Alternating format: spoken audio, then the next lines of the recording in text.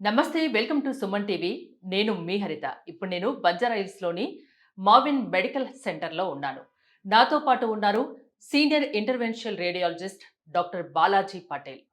మహిళల్లో ఎక్కువగా uterine fibroids అనేది ఎక్కువగా వింటుంటాం. అసలు ఈ ప్రాబ్లమ్ రావడానికి కారణాలేంటి? ప్రాబ్లమ్‌ని నెగ్లెక్ట్ చేయడం వల్ల ఎలాంటి కాంప్లికేషన్స్ చూస్తూ ఉంటాం? అసలు ఏంటి దీనికి సొల్యూషన్? మాట్లాడదాం. హలో డాక్టర్ గారు. నమస్తే. నమస్తే అండి. ఈ యూట్రైన్ ఫైబ్రాయిడ్ అనేది ప్రతి 100 మంది మహిళల్లో 30-40 మందికి వస్తుంది అని విన్నాము. నిజమేనా? అవునండి. హ్మ్.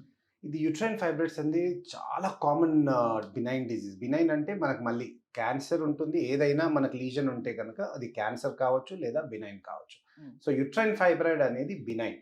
సో బినైన్ ఎప్పుడైతే అంటామో మనము ఆ బినైన్ లీజన్ వల్ల అయ్యే మనకు సైడ్ ఎఫెక్ట్స్ ఏంటంటే ప్రాబ్లమ్స్ ఏంటి అంటే ఎప్పుడైతే సైజు పెరిగిపోతుందో హ్మ్. ఆ సైజు వల్లనే ప్రాబ్లమ్ అవుతుంది తప్ప ఇంకా వేరేది ఏది ఉండదు. అదే క్యాన్సర్ అనుకుంటే క్యాన్సర్ స్ప్రెడ్ అయిపోయి దాని పక్కనున్న వాటి కూడా ఇన్ఫెక్ట్ చేసేసి తర్వాత బాడీలో మొత్తం స్ప్రెడ్ కావడం. ఇది బినైన్ ఎప్పుడు అక్కడే ఉంటుంది. కానీ పెరిగి దానివల్ల ఆ సైజు పెరగడం వల్ల పక్కనున్న ఆర్గాన్స్‌కి ఎఫెక్ట్ అయ్యి మనకు దానివల్ల ఎఫెక్ట్ వస్తుంది. ఎలాంటి సింప్టమ్స్ కనిపిస్తాయి జనరల్‌గా ఈ ఫైబ్రాయిడ్స్ బాడీలో ఉంటే? ఇప్పుడు మీకు ఆడవాళ్ళలో మనకి నెలకి 28 డేస్ సైకిల్ ఉంటుంది. సో మెన్‌స్ట్రువల్ సైకిల్ అంటాము, పీరియడ్స్ అంటాము. ఈ ఫైబ్రాయిడ్స్ ఉన్న వాళ్ళకి మల్టిపుల్ టైమ్స్ పీరియడ్స్ రావడం. అంటే 28 డేస్‌లో 2 టైమ్స్ రావడము, 3 టైమ్స్ రావడం. తర్వాత జనరల్లీ 4-5 డేస్ మాత్రమే బ్లీడింగ్ అవుతుంది. వీళ్ళకి 8 డేస్ రావడము, 10 డేస్ రావడం, బ్లీడింగ్ ఎక్కువ రావడం. అండ్ బ్లీడింగ్ కొంచెం అవుతుంది. కానీ ఈ యూట్రైన్ ఫైబ్రాయిడ్స్ ఉన్న వాళ్ళకి చాలా ఎక్కువ బ్లీడింగ్ కావడం. సో హిమోగ్లోబిన్ తగ్గిపోవడము, చక్కెరొచ్చినట్టు అవ్వడము, బీపీ రావడము, తర్వాత వాళ్ళకి పొట్ట ఉబ్బిపోయి ఉండడం. పొట్ట హ్మ్. ఉబ్బినప్పుడు ఎప్పుడైనా మనకి అంటే మూత్రం మళ్ళీ మళ్ళీ వస్తున్నట్టు. బికాజ్ ఆ సైజ్ ఇంత పెరిగిపోయి దాన్ని మన పక్కనున్న బ్లాడర్‌ని ప్రెస్ చేయడం, పక్కనున్న ఎండోమెట్రియంని ప్రెస్ చేయడం ఇవన్నీ సింప్టమ్స్ ఉంటాయి. సో, ఎవరైనా ఆడవాళ్ళకి పీరియడ్స్ ఎక్కువ టైం రావడం, లేదా బ్లీడింగ్ ఎక్కువ రావడం, సో, ఇలా కడుపు ఉబ్బిపోవడం ఇలాంటి ఏమైనా సైన్ సింప్టమ్స్ ఉంటే గనక మళ్ళీ సింపుల్ అల్ట్రాసౌండ్ టెస్ట్ అండి. మనం ఒక అల్ట్రాసౌండ్ టెస్ట్‌లో చూసుకుంటే గనక మనకు యుట్రస్‌లో మనకేమన్నా ఫైబ్రాయిడ్స్ ఉన్నాయా? ఎండోమెట్రియం ఏమన్నా థిక్‌నెస్ ఉందా? లేకపోతే ఏం ప్రాబ్లమ్ ఉందనేది ఈజీగా మనం అంటే కనుక్కోవచ్చు. ఏ ఏజ్ మహిళల్లో ఎక్కువగా చూస్తున్నారు ఈ ప్రాబ్లమ్‌ని? మనకు జనరల్లీ అడోలసెంట్ అంటే మనకు 18 ఇయర్స్ నుంచి మనకు 60 ఇయర్స్, 70 ఇయర్స్ దాకా ఈ ఫైబ్రాయిడ్స్ అనేటివి ఉంటాయండి. కానీ ఇవి మనకు యాక్టివ్ ఫేజ్ అంటే పీరియడ్స్ వచ్చినప్పుడు పెరుగుతా ఉంటాయి. ఇంకా ప్రెగ్నెన్సీలో ఇంకా ఎక్కువ పెరుగుతా ఉంటాయి. సో, మనకి మెన్‌స్ట్రువల్ సైకిల్ ఆగిపోయినప్పుడు మెనోపాజ్ అయిపోయాక ఇవి కొంచెం పెరగవు. కానీ ఆల్రెడీ పెరిగున్న వాటికి మనం ట్రీట్మెంట్ మాత్రం తీసుకోవాలి. అంటే హెవీ బ్లీడింగ్ ఉన్నవాళ్ళు, హెవీ ఫ్లో ఉన్నవాళ్ళు కూడా అంటే జాగ్రత్త పడాలా? అనుమానించాలా ఫైబ్రాయిడ్స్ ఉన్నాయేమో అని డాక్టర్‌ని సంప్రదించాలా ఖచ్చితంగా? కంపల్సరీ అండి. ఇప్పుడు హ్మ్. మనకు పీరియడ్స్ అనేది it's very essential for every female. But అవి అబ్నార్మల్ ఉన్నప్పుడు అంటే మల్టిపుల్ టైమ్స్ రావడం కానియండి, లేకపోతే బ్లీడింగ్ ఎక్కువ రావడము, లేదా ఎక్కువ రోజులు రావడం. ఇంకోటి కొందరికి మీరు 28 డేస్ సైకిల్ అని చెప్తున్నారు. 20-25 డేస్‌కొకసారి మామూలుగా వస్తుంది. అది కూడా అనుమానించాలా ఫైబ్రాయిడ్స్ అని? 22-25 ఇట్స్ ఓకే అండి. అదేం హ్మ్. అదేం ప్రాబ్లమ్ లేదు. బట్ మంత్‌లో 2 టైమ్స్ రావడం, లేదా అసలు రాకపోవడం. సో, ఇలా చాలా ప్రాబ్లమ్స్ ఉంటాయి.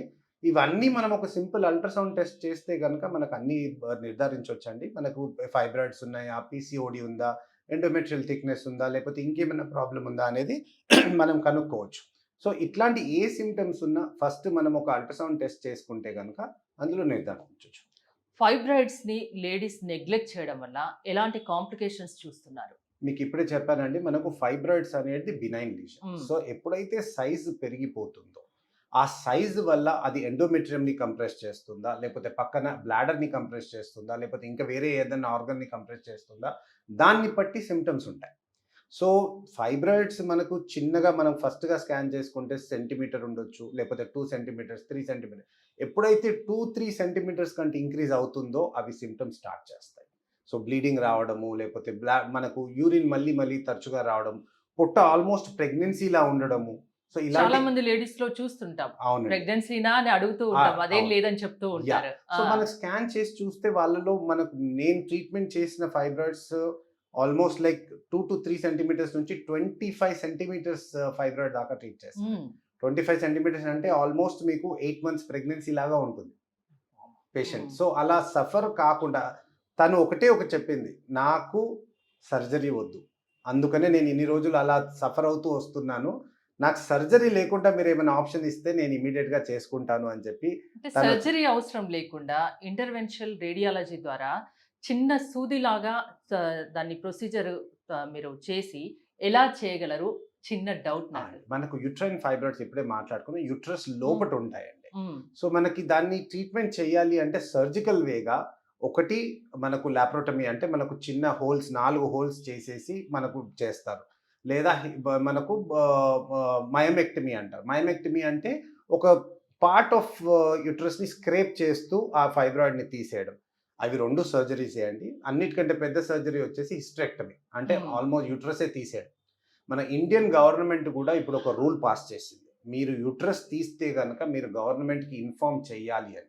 ఎందుకంటే ఇంత ముందుకు అది చాలా నార్మల్‌గా యుట్రస్ తీసేసేవారు.